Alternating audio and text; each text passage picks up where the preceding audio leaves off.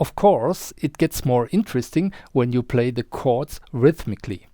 That's why we're doing our first rhythmic exercise now. And it works like this. 1, 2, 3, and.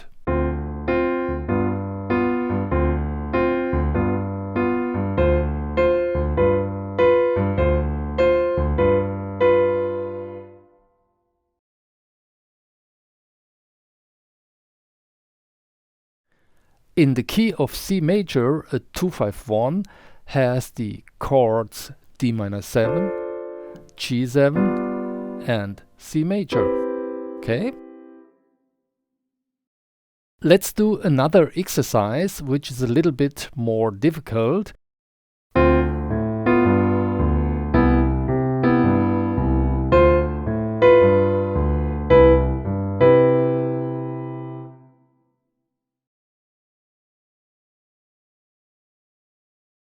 A C major 7 chord consists of a major triad with a major 7th. As I said, remember all this well.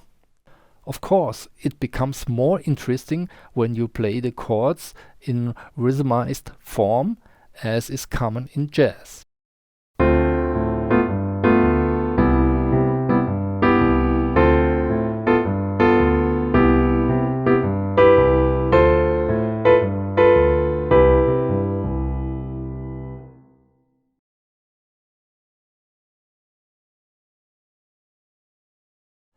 And the third topic would be the improvising over the chords of the piece. And this apparent ending holds the beginning of the improvised part.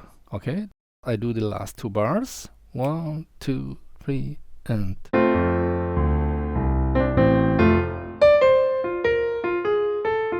Okay.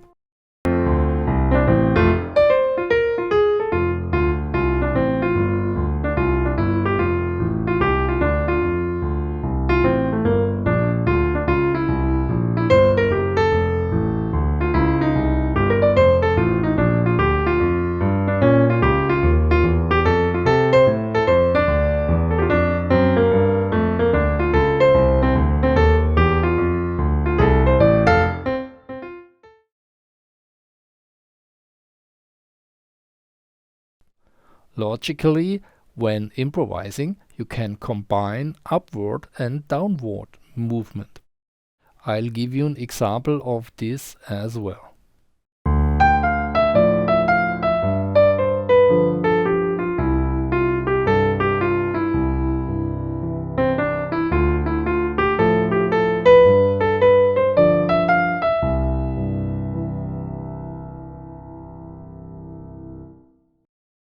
With G7, it is the note C, and with C major 7, it is the note F. It becomes problematic if you leave the perfect fourth together with the chord of the left hand for a long time. That doesn't sound well.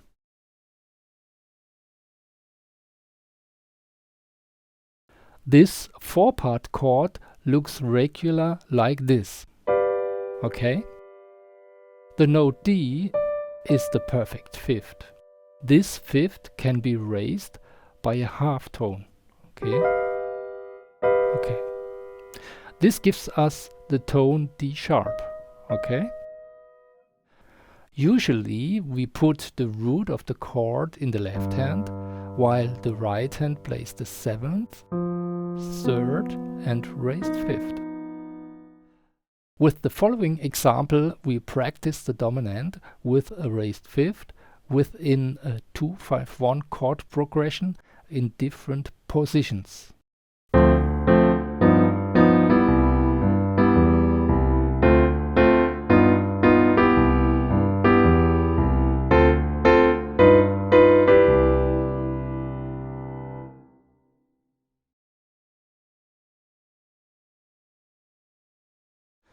The designation MAJ7 is also used in some shorter forms.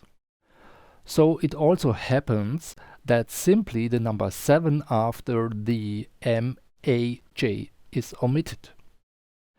In two even shorter forms, M-J or simply J is sometimes written after the capital letter. A popular term often used by musicians for a major triad with a major seventh is a small triangle written after the capital letter. We will now get to know one change first, namely the E-7 chord of the 6th degree can easily be changed into a A7 chord, okay? This means the minor 7th chord of the 6th degree has become a dominant 7th chord, okay? In our first chord exercise that we're going to do now, I'm going to use the raised 5th and the flatted 9th on the two dominants. The exercise works like this.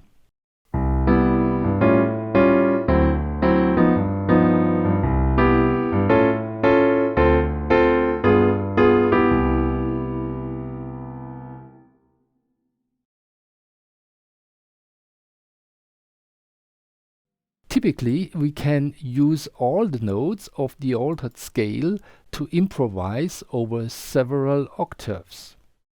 That should be clear. To give you a little impression, I'll play a little run with the altered scale for you, okay? 1, 2, 3, and...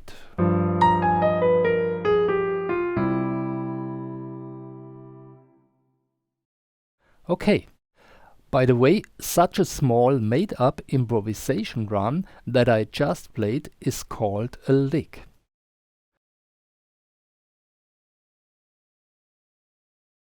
Let's start with the first two measures.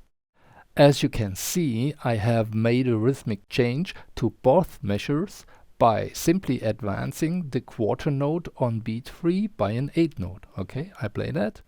1, 2, 3, and 1, 2, and 3, 4. 1, 2, and 3, 4. Okay? Really easy. I have shortened the long melody note here to a quarter, and then I bring a run that introduces the improvisation. I play that for you. Okay? 1, 2, 3, 4, 1. Okay? For the dominants G7 and A7, I always used the notes of the respective altered scales for improvising.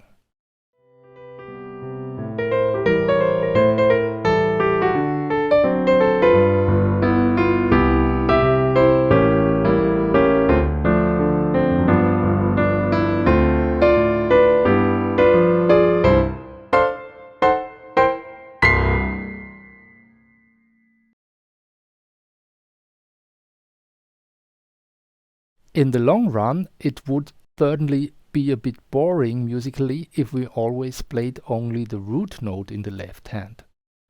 That's why we're now going to learn a few ways to play a little more creatively in the left hand. The first possibility is to add the 5th of the chord to the root and to vary both tones. You can see a possible bass pattern now. The 3 notes in the left hand can of course also be played separately. So the root can be played alone, while the 5th and 7th are played together. Okay? 1, 2, 3, and...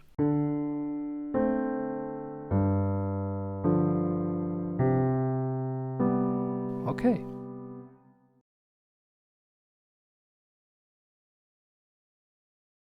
We will now create our first typical minor chord progression with the chords of the 1st, 4th and 5th degree of the natural minor scale.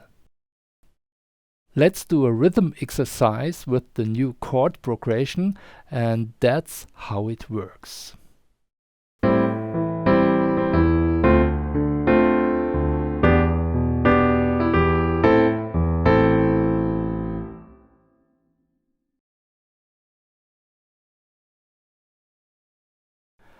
The piece has a wonderful melody and a very interesting harmony. I'll play my version of the piece for you now, and then we'll deal with what happened there. Okay.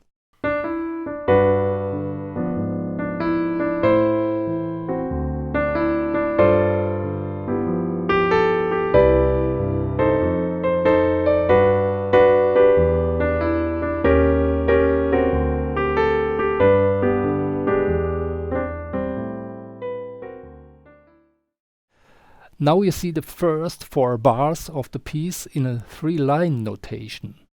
In the upper line, the first 4 bars of the lead sheet are notated, and the 2 lines below show the practical implementation of my piano version.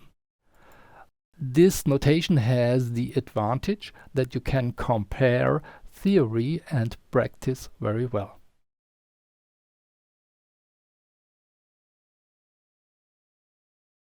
Characteristic of this minor chord progression is the downward movement of the bass line with the notes of the D minor scale. In the first variation, the bass from the D minor chord goes from the root via the 7th to the dominant B flat 7 and A7. Okay?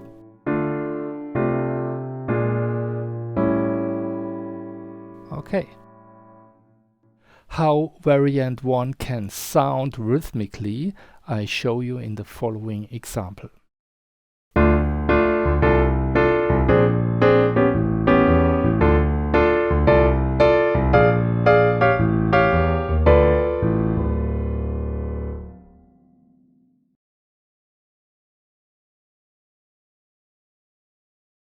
The only difference between the two scales is the interval structure. The minor pentatonic is made up of a minor third, 2 major seconds, and a minor third. Okay. At this point, we can state that the C major and A minor pentatonics are created with the same tones, but differ in their sound characteristics. I'll give you another example using the slightly longer second minor chord progression. Okay.